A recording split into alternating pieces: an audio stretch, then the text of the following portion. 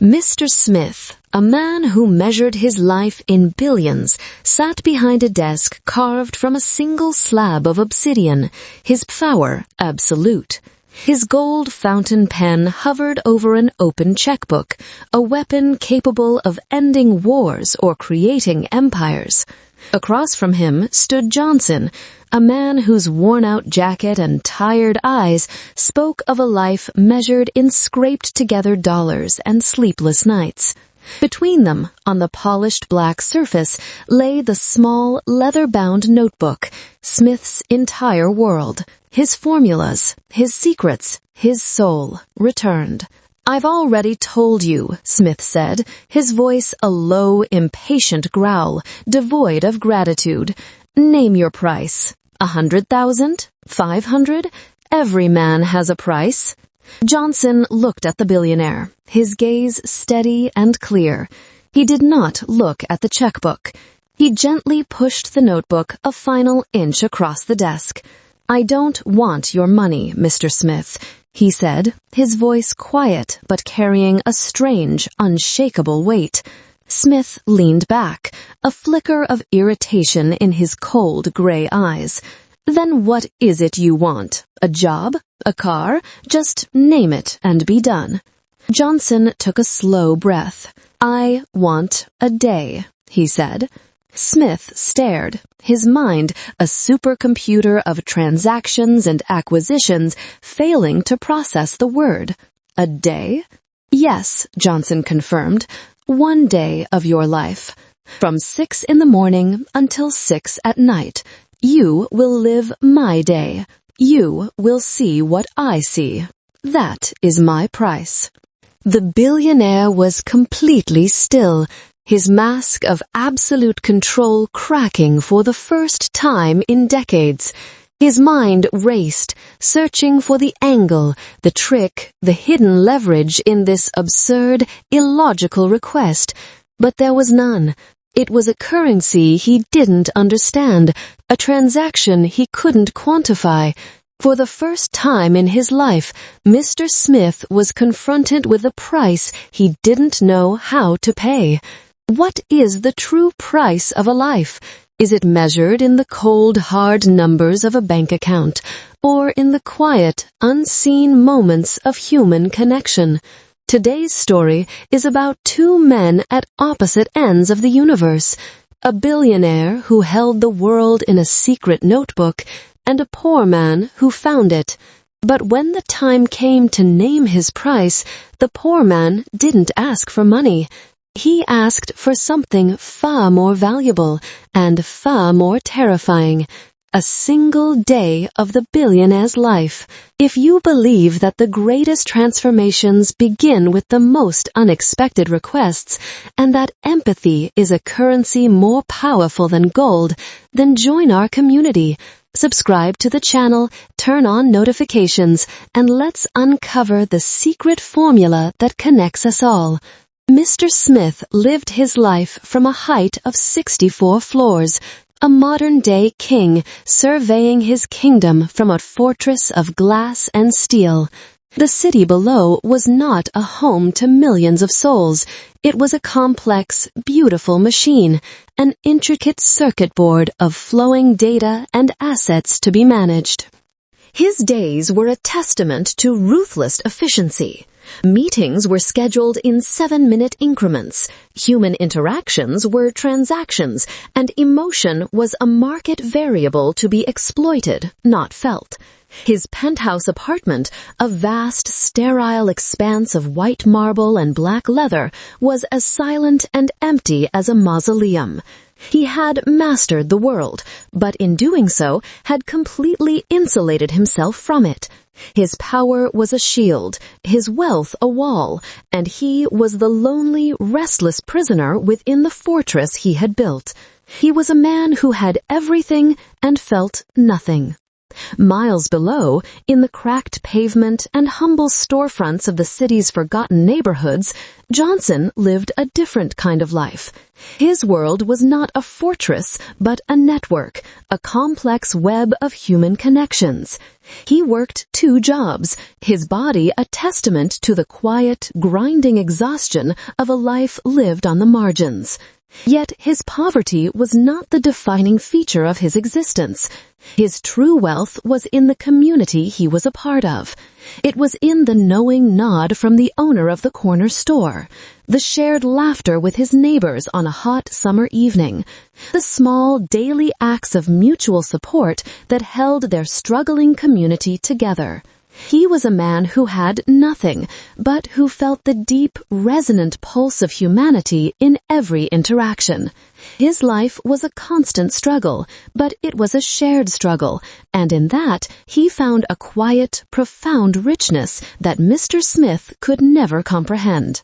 One cold, rainy evening, as Johnson was walking home after a long shift, his head bowed against the wind, his eyes caught a flicker of dark, rich color in the grimy gutter. He stopped. Lying half submerged in a puddle was a small, elegant, leather-bound notebook. It was an object of such quality, so profoundly out of place in this landscape of urban decay, that it seemed to have fallen another world. He picked it up, the fine leather cool and smooth in his calloused hands. He opened it carefully. The pages were filled with a dense, precise script, complex chemical formulas, intricate financial projections, and strategic notes that spoke of a mind of immense power. And on the first page, written in a bold, authoritative hand, was a single name: Smith. Johnson's heart gave a sudden, hard jolt. He did not know what all the formulas meant, but he understood power when he saw it. He was holding the brain of the most powerful man in the city. The small notebook sat on Johnson's worn-out kitchen table, an alien artifact in his humble apartment. It seemed to hum with a silent, dangerous energy, a concentration of power so immense it felt like a physical weight in the small room. Johnson sat staring at it, the rest of the world fading into a muted hum. He was a good man, a man who lived by a simple, unwritten code of decency. But the notebook was a temptation of an entirely different magnitude. It was not just a lost item, it was a key. It was a key to a world he had only ever seen from the outside, a world of comfort, of security, of freedom from the constant, grinding worry that was the background music of his life. The temptation was a dark, seductive whisper in his mind. Sell it. The formulas inside were undoubtedly worth a fortune to Smith's competitors. Use it. The strategic notes, the lists of contacts and secret deals, it was a blackmailer's dream. One anonymous phone call and all his problems would disappear. He could pay for a better apartment, for better food, for a life where he wasn't always one unexpected bill away from ruin. He picked up the notebook, the smooth leather feeling like a different kind of currency in his hands. For a moment, he allowed himself to imagine the life it could buy him. The thought was both exhilarating and sickening. Then, a soft, dry cough echoed from the other room. It was the sound that defined his real world, the sound that was the true source of all his worry. He walked into his daughter Lily's small bedroom. She was asleep, her face pale in the dim glow of her nightlight, her breathing a shallow, fragile rhythm. Her chronic asthma was a constant, looming shadow over their lives. The medical bills a mountain of debt that grew higher with each passing month. The notebook on the kitchen table could level that mountain in an instant. It could buy her the best doctors, the best medicine, a life free from the constant fear of the next attack. It was a lottery ticket and a poison pill all at once. He stood there for a long time, watching his daughter sleep, the weight of his decision pressing down on him. After a sleepless night, his mind a battlefield of temptation and conscience, Johnson knew what he had to do.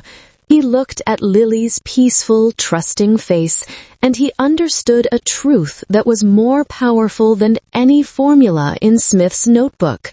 The money he could gain from an act of dishonesty would be a poison. It would corrupt the very life he was trying to save. It would make him a man his daughter would not recognize, a man he himself could not live with. He would return the notebook. But as he closed its leather cover, a new, audacious plan began to form in his mind. He would not just return the book, he would deliver a message of his own. The next morning, Johnson walked into a world that felt both familiar and alien. He held the notebook, now wrapped in a simple plastic bag to protect it from the morning drizzle, its weight a constant physical reminder of the decision he had made. He found a payphone, a relic from a forgotten era, much like himself, and with a trembling finger he dialed the main number for Smith Industries. The voice that answered was smooth, professional, and utterly impenetrable, a human firewall designed to repel the outside world. "Mr. Smith's office," it said, the tone implying that the very act of calling was an intrusion. "My name is Johnson," he began, his voice sounding small and rough against the polished corporate silence on the other end of the line. "I need to speak with Mr. Smith. It's a personal matter." The assistant's response was a masterclass in polite, condescending dismissal. Mr. Smith did not take personal calls. Mr. Smith was in a meeting. Could she take a message? Johnson knew his message would be deleted, his name forgotten before the call even ended. He was just another piece of static, another crank caller in a city full of them. He was about to give up, to simply leave the notebook at the front desk and walk away. But then he remembered a phrase he had seen repeated throughout the pages. "Please," Johnson insisted, a new, firm edge to his voice. "Just give him this message. Tell him I found what he lost. And tell him it's about Project Genesis." He had no idea what it meant, but he knew from the context that it was the code name for Smith's most secret, most valuable creation. There was a pause on the other end of the line, the first break in the assistant's smooth, impenetrable facade. The silence stretched for a few long seconds. "Please hold," she said finally, her voice no longer condescending, but tinged with a new, sharp note of alarm. The call that came back to his cheap, prepaid cell phone an hour later was not from the assistant. The voice was male, cold, and devoid of any emotion. It was the voice of a man who was accustomed to giving orders and being obeyed without question. It was Smith's head of security. "We have your number," the voice said, a statement of fact that sounded like a threat. "Do not call again. We will contact you. Stay where you are. And Mr. Johnson," the voice added, a final, chilling note of warning, "do not go anywhere." The line went dead. The promise of a meeting felt less like an invitation and more like a summons for an execution. Johnson stood in the rain, the phone in his hand, and understood that he had just knocked on the door of the fortress, and now the fortress was looking back at him. The black, unmarked car that came for Johnson did not look like a taxi. It looked like a government vehicle, its tinted windows revealing nothing of the world inside. The ride to the Smith Tower was a silent, intimidating journey from his world of gray concrete to a world of gleaming vertical steel. He was escorted through a private elevator, up 64 floors, into an office that felt less like a workspace and more like the throne room of a modern god. And there, behind a desk that seemed as large and black as a sheet of ice, sat Mr. Smith. He did not rise. He did not offer a hand. He simply watched Johnson approach, his gray eyes cold, analytical, and utterly devoid of warmth. This was not a meeting. It was an inspection. "The notebook," Smith said, his voice a low, impatient growl. It was not a question. It was a command.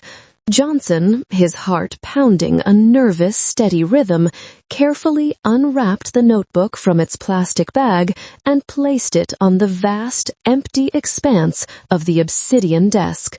Smith picked it up, his long, elegant fingers flipping through the pages with a practiced, almost dismissive speed. He was not checking for damage. He was confirming its authenticity, assessing his asset. After a moment, he closed it and placed it to one side, his attention finally turning to Johnson, the inconvenient variable in this equation. "You've done a surprising, if foolish, thing, Mr. Johnson," Smith said, his tone one of detached curiosity, like a scientist observing a strange, illogical specimen. He opened a drawer and produced a thick, corporate checkbook. "But the world runs on incentives. I'm a man who pays his debts. So let's not waste any more time. Name your price." He uncapped his gold fountain pen, the quiet click echoing in the silent, cavernous office. It was the moment of the expected transaction, the point where the world, in Smith's mind, would return to its predictable, transactional axis. It was the beginning of his own journey of discovery, for the simple fact that he was about to make an offer, and for the first time in his life, he had no idea what the currency was. Johnson looked at the checkbook, at the gold pen, at the man who believed that any problem, any person, any act of decency could be resolved with a string of zeros, and he felt not anger, but a profound, aching pity. It was in that moment that he understood the true nature of his plan. "I don't want your money, Mr. Smith," he said, his voice quiet but firm. "I've already told you my price." Smith's eyes narrowed, his impatience hardening into suspicion. "I want a day of your life," Johnson repeated, his voice unwavering. "Tomorrow, from 6 in the morning until 6 at night. You will come with me. You will not bring your money, your phone, or your security. You will just bring yourself. You will live my day, and you will see what I see." Smith stared, completely and utterly speechless, his pen frozen in midair. He was a man who had negotiated billion-dollar deals, who had crushed global competitors, but he was completely disarmed by the simple, insane, and utterly invaluable request of a poor man. A dangerous, thrilling curiosity began to smolder beneath his cynical armor. "Tomorrow, then," Smith said, the words a quiet, reluctant surrender. "Be ready." The next morning at 6, a sleek black car, as silent as a shadow, pulled up to the curb of Johnson's run-down apartment building.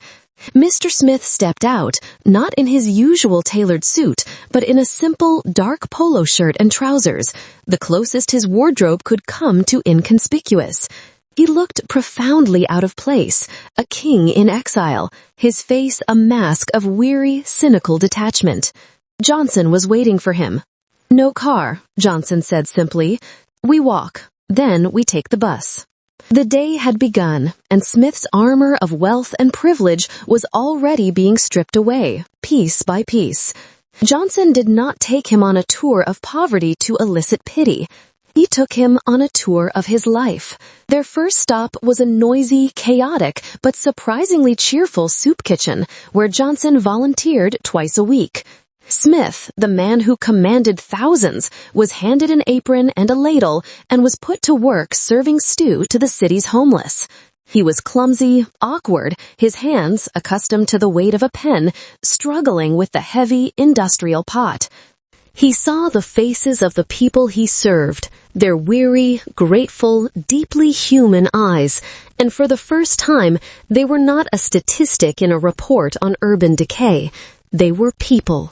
Next, they visited an elderly, housebound neighbor, a woman whose apartment was filled with memories and the scent of lavender. Johnson simply sat with her for an hour, listening to her stories, his presence a quiet, powerful antidote to her loneliness. Smith stood in the corner of the small, cluttered room, a silent, uncomfortable giant, a man who paid consultants thousands of dollars an hour for their time, now witnessing an hour being given away for free for nothing more than the sake of human connection. The most profound and difficult part of the day was the last visit. They took a long, crowded bus ride to the city's public hospital, a place of long lines, echoing hallways, and the quiet, pervasive hum of human suffering. They went to the children's respiratory ward, and there, in a small bed by a window, was Lily. She was small for her age, her face pale, but her eyes, when she saw her father, lit up with a brilliant, unquenchable light. Smith watched as Johnson sat by his daughter's bed, not as a desperate, broken man, but as a pillar of unwavering, gentle love. He read to her from a worn-out book of fairy tales, his voice a low, soothing melody. He watched as Lily, despite her own struggle to breathe, showed more courage and grace than any executive he had ever met. In the face of their quiet, powerful bond, in the face of this little girl's immense bravery, the last of Smith's cynical armor simply dissolved into dust. As the sun began to set, casting long shadows across the city, they stood at the bus stop, waiting for the ride that would take Smith back to his world. The billionaire was silent, his face a landscape of emotions he hadn't felt in decades. He was exhausted, he was shaken, and he was profoundly, irrevocably changed. "Why?" Smith finally asked, his voice a raw, broken whisper. "Why show me all this?" Johnson looked at him, his gaze not of triumph, but of a deep, quiet empathy. "Because," he said softly, "your notebook was filled with formulas to change the world, Mr. Smith, but you don't know the world you're trying to change."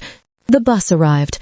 Smith got in, a different man than the one who had gotten out of the black car 12 hours before, and rode back to his tall glass fortress, which now, for the first time, felt like a cold, empty prison. That night, for the first time in his adult life, Mr. Smith did not look at the stock market tickers or his quarterly reports. He sat alone in his vast, silent penthouse, the glittering city lights below seeming distant and meaningless. He opened the small, leather-bound notebook, but he did not see the brilliant, world-changing formulas he had written. Instead, he saw the faces from Johnson's world. He saw the grateful, weary eyes of the man at the soup kitchen, the lonely, gentle smile of the elderly neighbor, and most of all, the bright, courageous, endlessly hopeful eyes of Lily. These were the people his formulas were meant to affect, the people who were just abstract data points in his grand, global equations. He realized, with a clarity that was both humbling and electrifying, that Johnson was right. His intricate, elegant formulas were all missing the most crucial variable, the human variable. He stayed up all night, not working, but thinking. He was a man who had spent his life building a fortress to protect himself from the messiness of human connection, only to discover that the fortress was a prison and the connection was the only thing that was real. The next morning, he did not call his lawyers or his brokers. He called Johnson. "The day I spent with you," Smith said, his voice stripped of its usual arrogant authority, "it was the most valuable day of my life." The conclusion of their story was not a simple transactional one. Smith didn't just write a check for Lily's medical bills, though he did that, ensuring she would receive the best care money could buy. His transformation was deeper, more fundamental.